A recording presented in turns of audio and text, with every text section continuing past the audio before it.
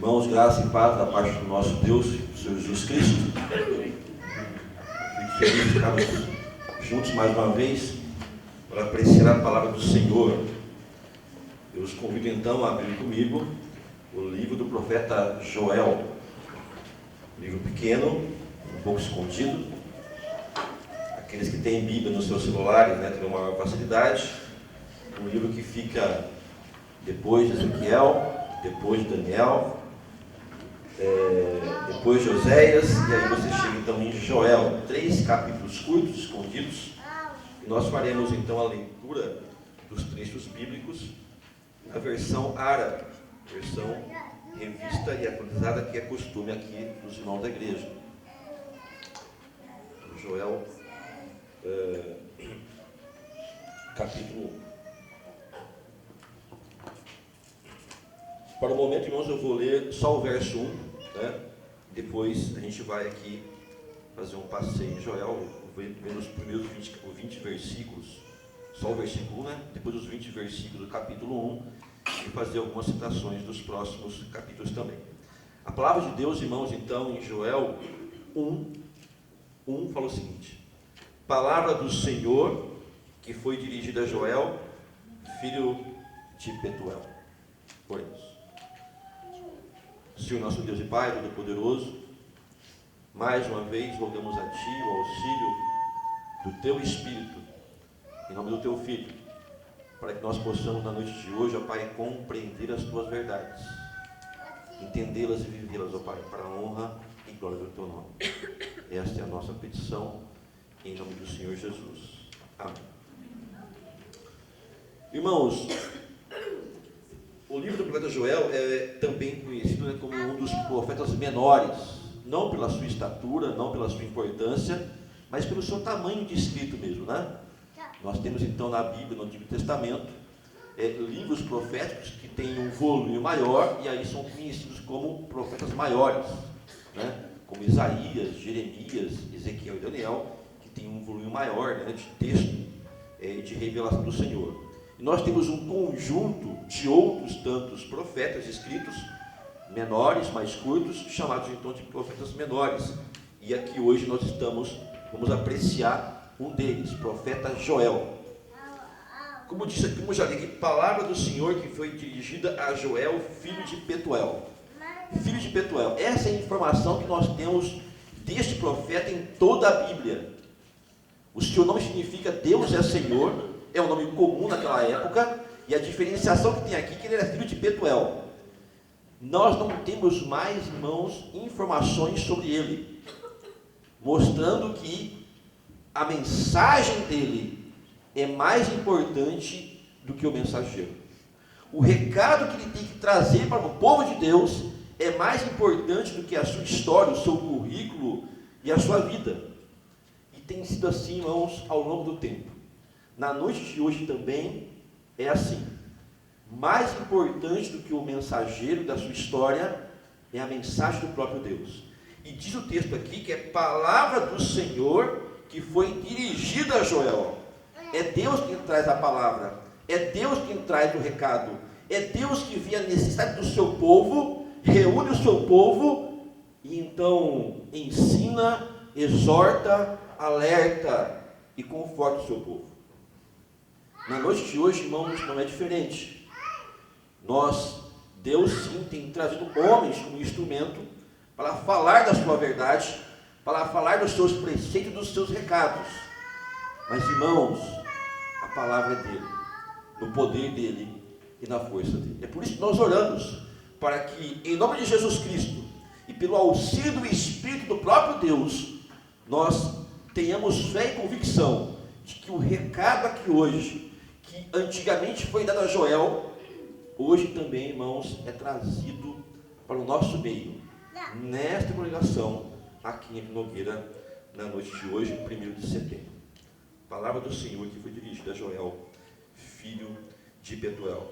E nós temos então aqui, irmãos, um livro pequeno de 3 capítulos, e a grande mensagem, o grande tema deste livro é sobre o dia do Senhor. O dia do Senhor. O profeta Ezequiel vai dizer, irmãos, que tudo tem um fim. Um fim vem. Pode acreditar, o fim vem. O seu fim virá. Essas coisas aqui que nós estamos vendo, irmãos, um dia não existirá mais. E haverá um dia último, onde é um dia chamado de terrível, é um dia onde não haverá mais chance de salvação, um dia de julgamento, um dia onde o Deus Todo-Poderoso virá para acertar contas com todos os seus inimigos. Satanás, o anticristo, todos aqueles que foram contra Deus e contra o povo de Deus, sofrerão as consequências e terão então os seus sendo jogados no lago de fogo e enxofre. E também todos os seres humanos que porventura confrontaram e negaram a Cristo também passarão por isso. E o povo de Deus? Pois bem, nós vamos ver aqui algumas situações deste livro aqui. Neste capítulo 1, irmãos, de 20 versículos, Joel está levantando uma questão de uma disciplina que Deus está dando ao povo. Os grandes comentaristas, irmãos, que eu pude consultar, dizem que de fato é muito difícil discernir quando que essa mensagem foi escrita. Uns vão defender que é antes do exílio da Babilônia, antes do grande castigo que Deus deu para Judá, e transformando eles em escravos por 70 anos na Babilônia. Outros vão defender, aí é a linha que eu mais sigo, que isso acontece, essa mensagem acontece depois do exílio, depois da escravidão, depois da disciplina que Deus deu, e aí esse povo então volta para a sua terra, o templo é reconstruído, e então é restaurado o culto ao Senhor. Os judeus então voltam a cultuar Yahvé. Mas independente disso, irmão, se é antes ou depois, o que a gente vai entender aqui é que existe uma postura do povo de Deus apegado à religiosidade. Ou seja, as pessoas acreditam que participar dos exercícios religiosos, ou de vir à igreja, ou de professar a fé, ou de ler isso ou aquilo, ou de orar, que são exercícios bons, interessantes e incentivados pela Bíblia, mas eles fazem isso de aparência, acostumados, não faz mais diferença no seu coração. E é um ponto aqui que nós vamos ver que Deus vai falar o seguinte: olha, eu não quero mais que vocês façam isso de maneira apenas aparente, mas internamente, que vocês rasguem os seus corações e não as suas vestes, que vocês não mostrem externamente, mas internamente, porque o nosso Deus, irmãos, sonda e sabe quem nós somos, o que proferimos e o que vivemos. Irmãos, vivemos uma época que é fácil sim, e é necessário que as pessoas professem a fé no Deus da Bíblia, no Jesus Cristo que elas creem. Mas, irmãos, mas também é tão verdadeiro que essa profissão de fé tem sido muitas vezes desgarrada, desassociada da vida, da prática e do dia a dia. Nós somos aqui uma coisa, mas no nosso lar, no nosso trabalho, no nosso quarto escondido, nós somos outra coisa. E então, irmãos, Deus se levanta contra isso. Deus traz uma disciplina aqui no capítulo 1. E que disciplina é essa? Deus levanta uma praga de gafanhotos, de insetos. E o profeta Joel, irmãos, dizem os especialistas, ele é tão bom em descrever essas cenas, que ele seria, nos tempos de hoje, talvez ele seria contratado em Hollywood para fazer filmes de terror, da descrição tão intensa e terrível de como ele explica da ação de Deus disciplinadora para contra o seu povo. Deus se levanta para corrigir o seu povo. E aqui então, nesse texto aqui que nós vamos ler, irmãos, ele vai dizer que ele levantou uma grande praga, e isso prejudicou a economia, isso prejudicou os ganhos das pessoas, trouxe grande desespero, grande desolação, ao ponto de prejudicar o culto, porque naquela época, irmãos, a participação no culto dependia bastante dos ganhos das pessoas, do que elas tinham a oferecer para participar do culto, e isso foi extremamente afetado. Houve tristezas. E é por isso que eu faço essa introdução, para incentivar os irmãos seja você na Bíblia de papel ou na Bíblia no celular, que você acompanhe comigo a leitura da palavra de Deus. Nós precisamos ter, irmãos, que isso que foi escrito aqui, que vai ser lido e sendo explicado, é do Senhor, que veio a Joel um dia e hoje está vindo a nós. Assim como lá no passado ele simplesmente era um interlocutor, aqui também na noite de hoje eu lhe faço esse vaso útil para a explicação para os irmãos. Então acompanhe comigo a leitura, irmãos, a partir do verso 2, tá? Atentamente na versão Lara. Vou ler aqui para os irmãos. Ouvi isto, vós velhos, e escutai todos os habitantes da terra. Aconteceu isto em vossos dias, ou nos dias de vossos pais? Narrai isto a vossos filhos, e vossos filhos o façam a seus filhos, e os filhos desses a outra geração. Então aqui, irmão, nesse trecho, o profeta faz um alerta. Olha, o que está acontecendo, o que vocês estão vendo a mão de Deus, vocês precisam contar para os seus filhos. E os seus filhos contar para os filhos destes, de modo que essa notícia chegue a todas as gerações, para que, aprendendo com os erros do passado, nós não cometamos novamente. Irmãos, a história, ela não é circular, como alguns já pregou. Ela tem um começo e tem um fim. Deus tem os seus propósitos.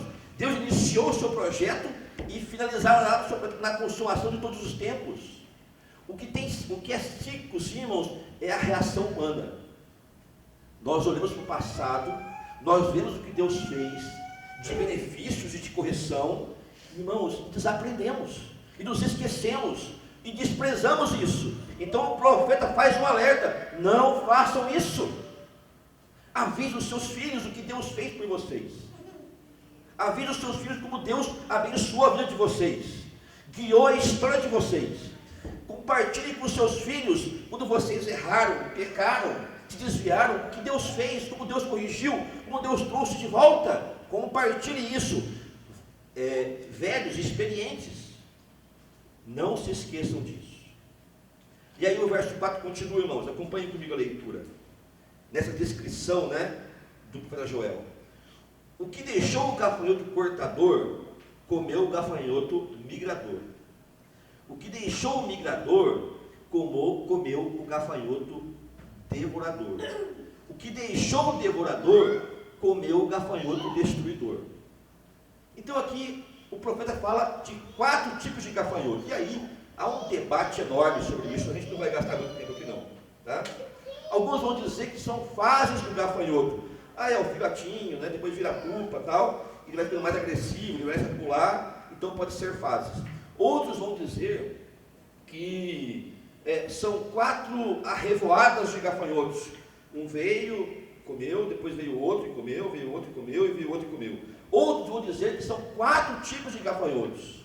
E outros ainda, irmãos, infelizmente, uma interpretação muito alegórica, mas muito comum aí fora, daqueles que professam a teoria da prosperidade, da teologia da prosperidade, de que esses são 4 tipos de demônios que consomem as suas finanças. Ao ponto, já ouvi pregação sobre isso em igrejas que dizem ser de Cristo, dizem professar Cristo, tem nome de Cristo na sua denominação, mas dizem, irmãos, que para você segurar um dos gafanhotos, um dos demônios, 10%. Para segurar o segundo, mais 10%. Para segurar o terceiro, mais 10%. E o quarto, mais 10%. 40% então da sua renda, se você pagar por isso, esses devoradores não chegam na sua vida e você terá então grande prosperidade. Uma baboseira, irmãos. O texto não diz isso. Isso aqui é uma descrição real, aconteceu, é histórico. De fato, uma praga de gafanhotos, como aconteceu no Egito. Lembra? Lá no Êxodo, onde Deus levantou uma das pragas para fustigar o Egito a ponto de Faraó libertar o seu povo. Mas agora, essa mesma praga fustiga o povo de Deus, como disciplina, como alerta, como lembrete: olha, vocês não estão corretos. Creio eu que, então, irmãos, que isso daqui pode ser 4 tipos de gafanhotos, né? Um mais feroz que o outro, né? Mais comedor que o outro, ou várias fases, né? Vem um, come tudo, vem outro, come tudo. Mas a ideia do texto, irmãos, é que não vai sobrar nada. Então, olha só o que Deus está fazendo aqui com o seu povo. Irado, disciplinando. Ele traz um problema, ele traz um desafio. Quando a gente menos espera, vem outro desafio por cima. Quando a gente menos espera, vem mais uma coisa. E ainda a gente está atordoado e vem mais uma coisa. Para que vocês, o povo de Deus, aprendam que o Senhor não é alguém que pode ser ignorado. Que Ele conhece nossos corações e não dependem, como nós dependemos, do externo, do que você fala. Mas o Senhor não. O Senhor sabe quem nós somos, o que professamos e o que vivemos. Então, aqui, Joel está trazendo esse peso de como o Senhor, de fato, vai vencendo e vai devastando, pesando a mão sobre o povo. Verso 5, irmãos, vai fazer o seguinte chamado: ébrios, que são bêbados, despertai-vos e chorai, uivai, todos os que bebeis vinho, por causa do mosto, porque está ele tirado da vossa boca. Até os bêbados são chamados. Olha, vocês que só bebem, vocês que só estão embriagados, vocês que estão entorpecidos, vocês que estão vendo o problema e não estão percebendo, olha, chorem, gritem, nem bebida para vocês vai ter. Eu sou o Senhor, estou agindo. Despertem com isso. Verso 6: porque veio um povo contra a minha terra, poderoso e inumerável. Aqui Joel, irmãos, ele vê aquela nuvem de gafanhoto tão destruidora e uma coisa absurda, que ele começa a descrever esse gafanhoto como se fosse um exército, como se fosse um povo. Diz aí no verso 6, não é isso? Porque veio um povo contra a minha terra, poderoso e inumerável. Os seus dentes são dentes de leão. Sim, ele está comparando a voracidade dos gafanhotos a dentes de leão. E continua: eles têm os queixais de uma leoa. Verso 7, irmãos: fez de minha vide uma assolação, destroçou a minha figueira, tirou-lhe a casca que lançou por terra, e os seus sarmentos se fizeram brancos. Lamenta com a virgem que pelo marido da sua mocidade está cingida de pano de saco. Ele fala o seguinte: olha, é natural nós termos luto com as pessoas. Eu vejo uma moça que acabou de se casar, planejou uma família, tinha expectativas, e de repente o marido morre. E você vai nesse enterro e você não chora por isso? Você não tem empatia por isso? Poderíamos dizer então um outro exemplo, quando às vezes uma pessoa idosa morre, irmãos, nós estamos mais conformados. Mas quando morre um bebê, tivemos recentemente uma situação na igreja, como aquilo nos cala, como aquilo nos faz chorar. E o profeta está levantando isso. Olha, desta mesma maneira, como é que vocês não se enlutam? Como é que vocês não se entristecem? Deus está pesando a mão contra os seus pecados. Chorem por isso. Verso 9, irmãos: cortada está da casa do Senhor a oferta de manjares e a libação. Os sacerdotes, ministros do Senhor, estão enlutados. Verso 10: o campo está assolado e a terra de luto, porque o cereal está destruído, a vide se secou, as olivas se murcharam. Verso 11, irmãos: envergonhai-vos, lavradores, uivai, vinhateiros, sobre o trigo e sobre a cevada, porque pereceu a messe do campo. O 12, irmãos: a devastação continua, a vide se secou, a figueira se murchou, a romeira também, e a palmeira e a macieira, todas as árvores do campo se secaram, e já não há alegria entre os filhos dos homens. Cingivos de pano de saco, e lamentais, sacerdotes, uivai, ministros do altar, vinde, ministros de meu Deus, passai a noite vestidos de pano de saco, porque da casa de vosso Deus foi cortada a oferta de manjares e a libação. Olha, acabou tudo, veio uma desolação. Que temporada terrível, que tempos difíceis. E ele chama os líderes a chorarem, a refletirem sobre isso, porque Deus está agindo. E o verso 14, irmãos, há um chamamento então, a uma consciência de fome de Deus. Fala assim: promulgai um santo jejum, convocai uma assembleia solene, congregai os anciãos, todos os moradores desta terra, para a casa do Senhor vosso Deus, e clamai ao Senhor. Verso 15, olha o profeta: ah, que dia, porque o dia do Senhor está perto, e vem como assolação do Todo-Poderoso. Irmãos, nós precisamos entender uma coisa muito importante aqui. Lemos na liturgia sobre isso. Haverá um dia, chamado Dia do Senhor, o grande, terrível dia do Senhor. Um dia chamado, irmãos, que os homens vão para as cavernas, eles vão fugir, aterrorizados. Alguns vão tentar se matar e não vão conseguir, mas tamanho e terrível será esse dia, o dia do acerto de contas. O que o profeta fala aqui é o seguinte: olha, haverá um dia assim, mas ele aponta que há situações nas nossas épocas, como na época dele, que fazem alertas, que fazem um prelúdio, que dão demonstrações nas nossas vidas de que o dia do Senhor vem, de que é verdade. O nosso Deus, irmãos, que Deus maravilhoso, que Deus misericordioso, que Deus paciente e longânimo, que nos dá alerta, que nos levanta a púlpitos fiéis, para alertar os irmãos, para alertar, para exortar, para chamar a santidade, a correção, porque Ele não está contente, irmãos, com aquilo que nós professamos e da maneira que vivemos. Há uma distorção, e Deus é um Deus longânimo, mas o que Ele avisa? Eu venho.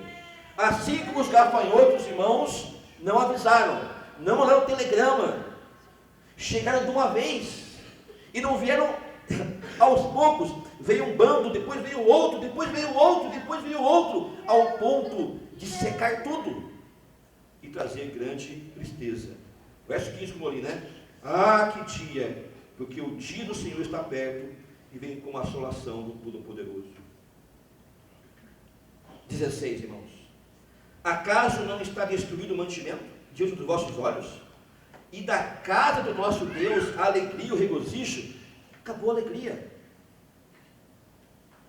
17. A semente mirrou debaixo dos seus torrões, os celeiros foram assolados, os armazéns derribados, porque se perdeu o cereal, como geme o gado.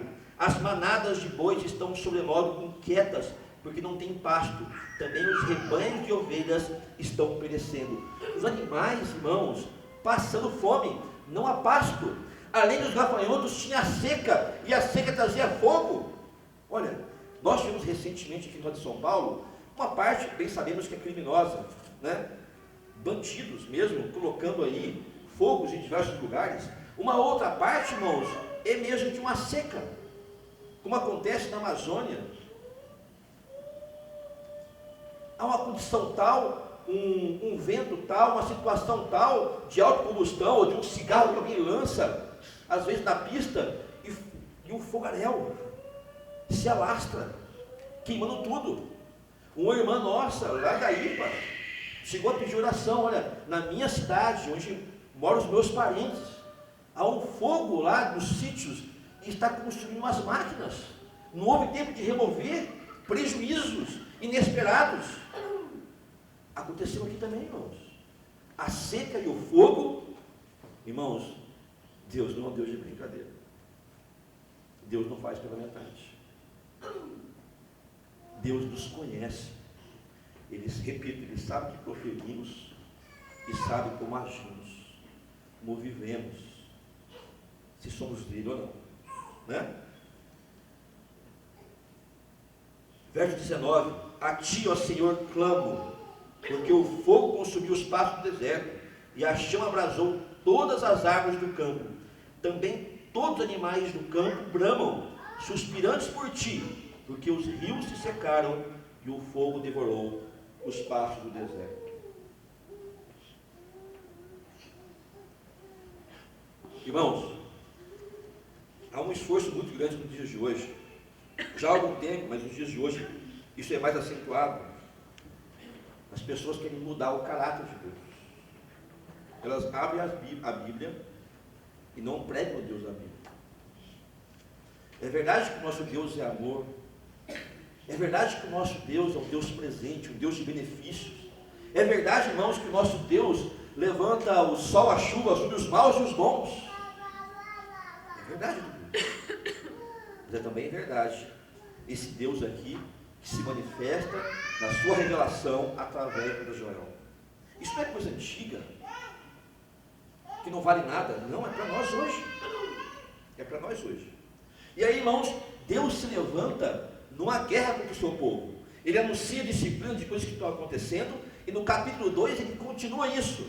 E eu gostaria muito de pedir, por mais que às vezes uma leitura um pouco mais extensa possa nos cansar, isso nós nos cansamos, é verdade, mas que oportunidade, irmãos, de ouvir sobre o dia do Senhor, um dia tão certo, lendo aqui a palavra e entendendo. Eu não sabia disso. O Senhor escreveu isso. É para mim. É para esta noite. É para quem veio. Leemos comigo aqui, irmãos, esse outro trecho da palavra do Senhor, até o verso 10, por enquanto. Onde Deus, então, mostrando ainda sobre o dia do Senhor, ele diz, aqui fica muito mais claro que o profeta usa de um cenário, uma situação da sua época, mas também apontando para o futuro, fazendo uma alusão ao grande dia que é confirmado em Apocalipse, é confirmado pelo Senhor Jesus Cristo, e nos textos, por exemplo, como foi lido aqui em Tessalonicenses. Acompanhe comigo, irmãos, o verso 2, o alerta do Senhor. Fala assim, pelo capítulo 2, perdão. Tocai a trombeta em Sião, e dai voz de rebate no meu santo monte. Perturbem-se todos os moradores da terra, porque o dia do Senhor vem e já está próximo. Onde tocou a trombeta? Foi em Sião, na cidade santa, na cidade de Deus, onde moram os crentes, onde moram os adoradores do Senhor. E são esses adoradores, irmãos, Deus aqui nesse momento aqui não está avisando de uma guerra. Deus está levantando as armas. Eu vou disciplinar. Eu vou fazer. As pessoas não podem falar no meu nome, dizer que são meus filhos, dizer que Jesus é Senhor, e se comportar da maneira que bem entendem. Eu sou o Senhor. Haverá o grande dia do Senhor, mas Deus, na história, tem levantado dias dos senhores, dias do Senhor, né? Para então aqui agir. E aí o texto continua, porque o dia do Senhor vem, já está próximo. Verso 2, irmãos, do capítulo 2. Dia de escuridade, de densas trevas, dia de nuvens de negridão, como a alva por sobre os montes, assim se difunde um povo grande e poderoso, qual desde o tempo antigo nunca houve, nem depois dele haverá nos anos adiante, de geração em geração. Aqui, irmãos, ele está descrevendo de fato aquela nuvem de gafanhotos que cobriu o sol, cobria as luzes, parecia noite terrível. Em 1915, dados históricos, irmãos, pode consultar depois no YouTube, lá na região do Egito, houve uma praga enorme de gafanhotos, 20 bilhões de gafanhotos, irmãos. Terrível. Como pode, né?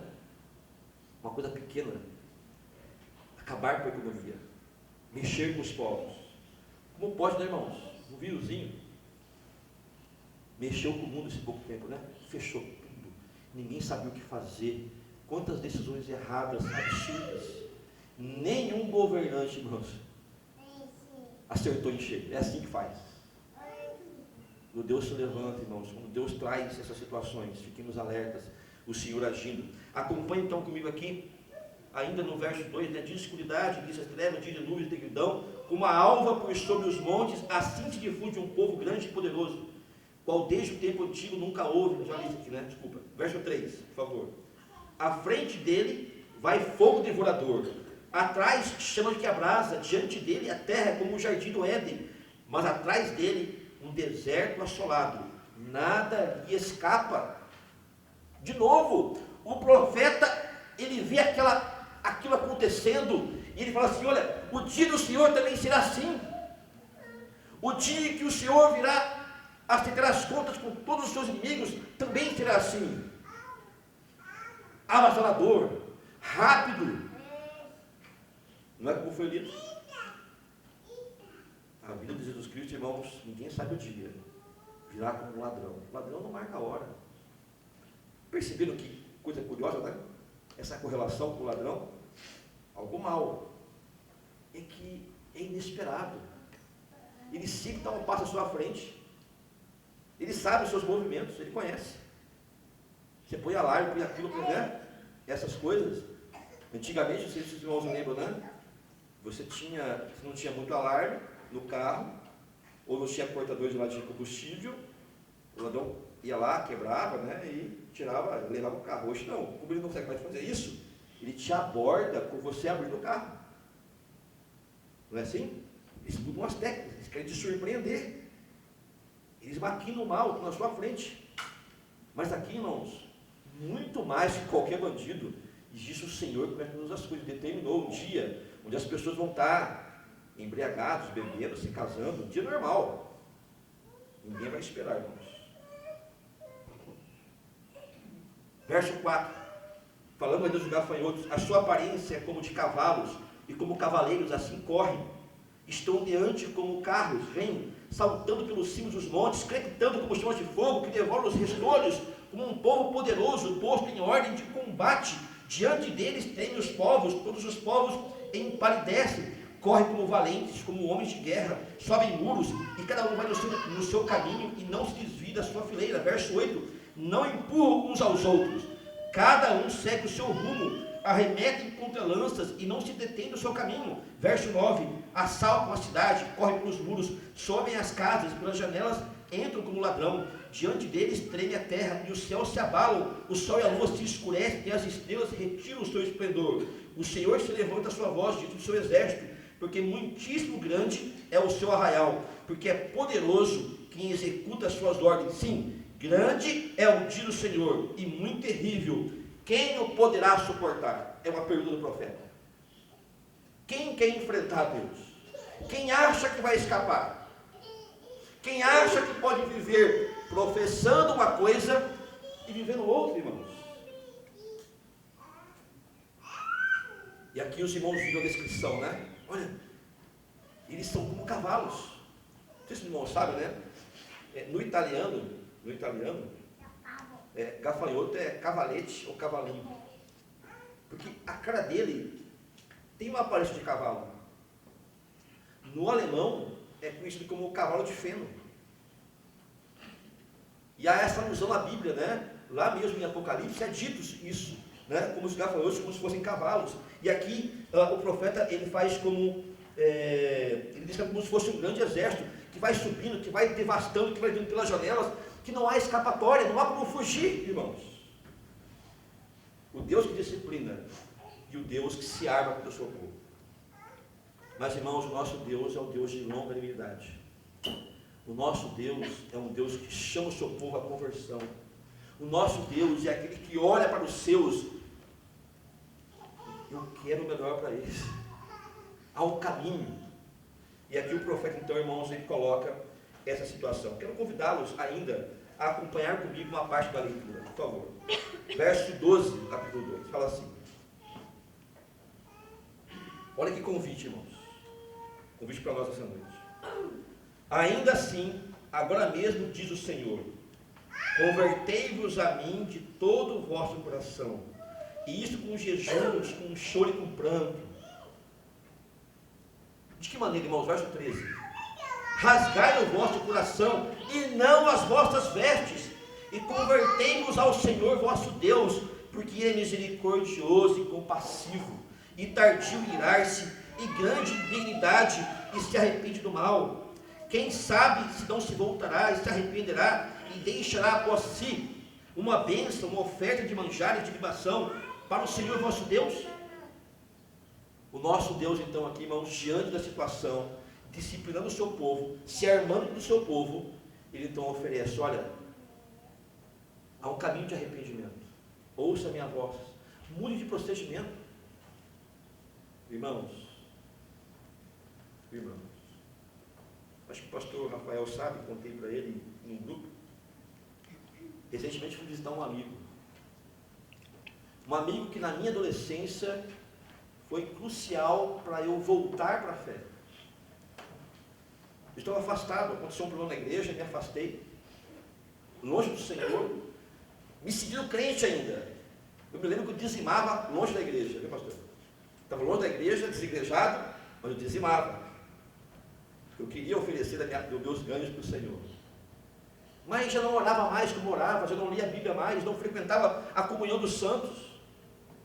E esse meu amigo me chamou a atenção. Assim como Joel chama aqui a atenção. Eu contei para ele uma história de vantagens, e ele riu comigo e depois falou o seguinte: irmão, volta para Jesus. Sai dessa. Irmãos, foi uma frase, aquilo acabou comigo. Aquilo me tirou o chão. Eu estava rindo, a gente estava... E aquilo foi sério, foi verdadeiro. E eu voltei para Cristo, irmãos, na sua graça. E pela sua graça continua até hoje.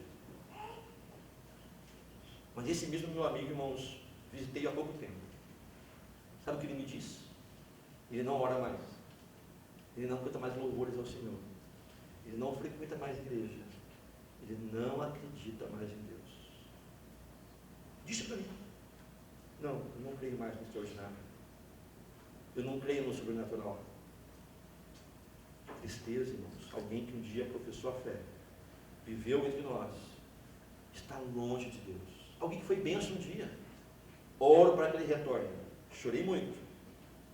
E oro para que ele retorne ao povo de Deus. Quantos de nós estaremos aqui, irmãos, amanhã? Quantos de nós, de fato, estaremos no dia do Senhor, recebendo irmãos, esse chamado, e vai atender a conversão, a mudança de vida? Quantos vão ouvir de fato e vão perceber: essa palavra é para mim? Deus me trouxe para ouvir isso.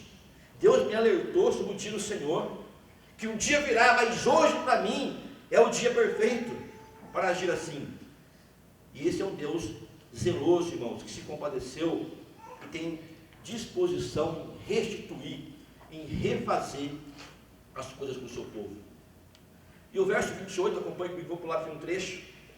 Esse trecho aqui, irmãos, que fala sobre Atos, capítulo 2, o dia de Pentecostes. Verso 28, acompanhe comigo. Deus prometendo bênçãos, né? E acontecerá depois que derramarei o meu espírito sobre toda a carne. Vossos filhos e vossas filhas profetizarão. Vossos velhos sonharão e vossos jovens terão visões. Verso 29.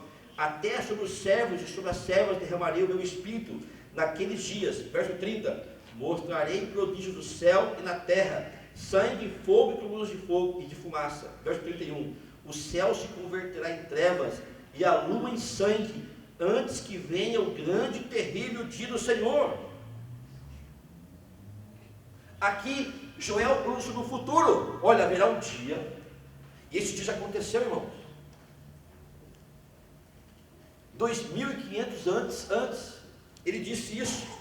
Jesus Cristo, então, irmãos, veio a este mundo, se fez carne, esvaziou-se da sua glória, mostrou o que é servir, foi morto e crucificado por nós, pediu para que ele não bebesse o cálice da ira de Deus, mas que fosse cumprida a vontade do Pai, e o Pai quis moê-lo, quebrá-lo, e ele bebeu o cálice da ira, pagou o nosso pecado.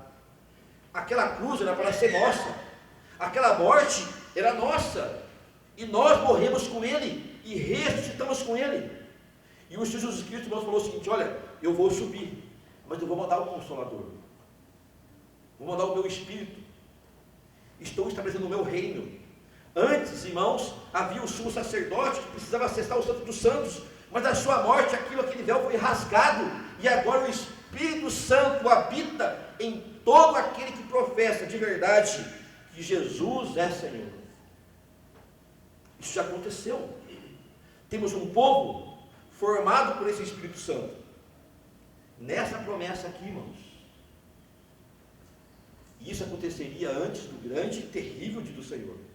O profeta está dizendo isso, através da parte de Deus. Verso 32. E acontecerá, olha irmãos que maravilha, que todo aquele que invocar o nome do Senhor será salvo. Porque no monte Sião e em Jerusalém estarão os que forem salvos, como o Senhor prometeu. E entre os sobreviventes, aqueles que o Senhor chamará. Todo aquele que invocar o nome do Senhor. Todo aquele que professar Jesus Cristo como Senhor da sua vida. E entenda, irmãos, que não é dizer. Os irmãos estão entendendo? Olha, por que veio a disciplina? Porque viviam na religiosidade. Viviam numa prática aparente. Mas não tinham vida de verdade. Os seus corações não estavam transformados. Tanto que é que o profeta alertou, olha, eu não quero que você rasgue as suas vestes, pano de saco, que vocês demonstrem isso. Eu quero que vocês rasguem o coração de vocês. E aqui é um chamamento. Olha, todo aquele que invocar o nome do Senhor, todos aqueles que professarem Cristo como Senhor, e ouvirem a sua voz, e obedecerem a sua voz, e viverem como Ele viveu, irmãos, Deus está salvando. Já foi dito isso inúmeras vezes nesse púlpito. Se existe uma boa notícia, irmão, David, é que Deus está salvando. Esse Deus que tem trazido alertas, exortações, dia do Senhor, e nós precisamos atender isso, irmãos. Nós precisamos ver que há um alerta, há um sinal. Deus está falando, há uma urgência. Irmãos, nós estamos anestesiados pelos nossos pecados, nós não sofremos mais, não choramos mais por eles, não mais nos ajoelhamos. Senhor, tira isso de mim, remove, me ajuda, me fortalece.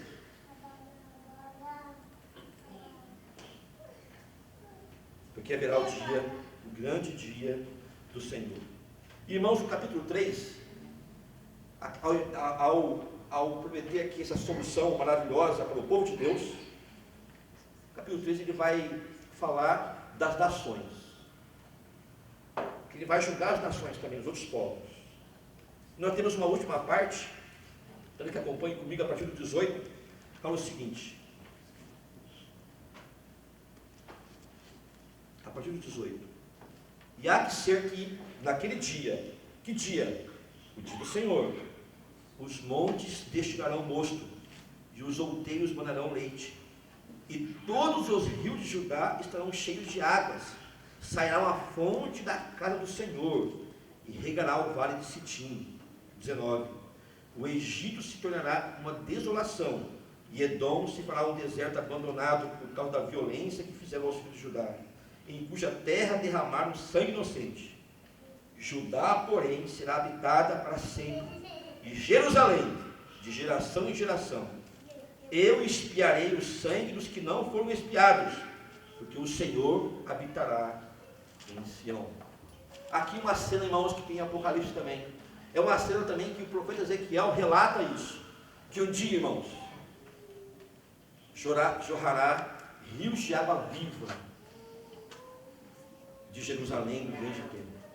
E aquilo então vai permear toda a terra nova, a ponto de gerar frutos de abundância, e haverá felicidade dentro da parte de Deus. É dito aqui, irmãos, no último verso, que os pecados serão expiados, como foi bem dito aqui sobre Jesus Cristo. Nós, irmãos, estamos aqui chamados, ouvindo esse recado do Senhor, sabendo mais hoje do que antes, que o dia do Senhor vem, é terrível. Quem pode suportar? Quem pode enfrentar Yahvé? Que terrível que será, irmãos. Não haverá mais salvação, não haverá mais chance, só desolação. Mas para todos aqueles que estão em Cristo, é dia, irmãos, de esperança. É dia de ver os inimigos de Deus serem destruídos e os seus arrebatados por Senhor, para viver com Ele eternamente a vida que um dia professaram aqui. Eu faço esse alerta hoje, irmãos. Ouça a trombeta do Senhor. O recado que Deus trouxe hoje. É Ele que disciplina. É Ele que levanta as armas. É Ele que é capaz de tirar o nosso fôlego. Não brinquemos com o Senhor. Lembra que eu falei que as pessoas mudam o caráter de Deus? Querem mostrar um Deus que não é? O profeta aqui mostrou exatamente como ele é. Um Deus justo. Um Deus que pesa a mão. Mas um Deus longânimo. Misericordioso. O Deus que deu seu próprio filho. E estamos nele, irmãos. Essa é a igreja dele. De um povo dele. Que professa o nome dele. Para a glória dele. Para vivermos como ele viveu. Nos valores dele. Para a sua honra e majestade. De um Jesus que já venceu seus inimigos. A história, irmãos, está tendo desenrolada. Quero terminar aqui dizendo o seguinte, irmãos. Os homens, eles escrevem a história depois que elas acontecem. Não é verdade?